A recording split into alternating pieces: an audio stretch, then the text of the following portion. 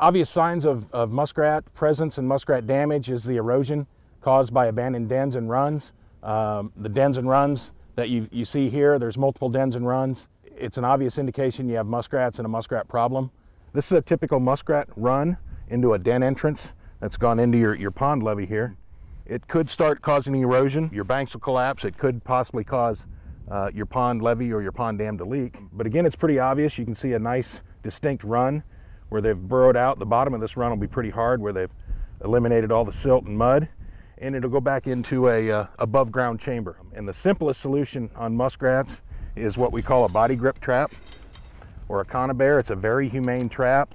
It's very effective and very safe to use as far as if you have pets or anything.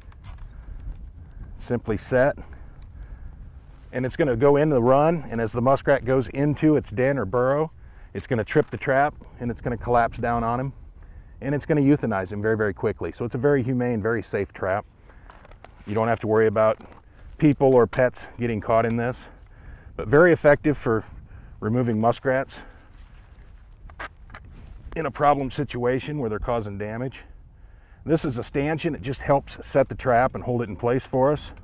You don't have to use these, but it makes it pretty simple. And all you're going to do is place it down in that run so the muskrat has to go through it to get into their den. Usually it'll solve the problem in 24 hours. After you remove the muskrats, typically you'll want to fill in the runs and the burrows.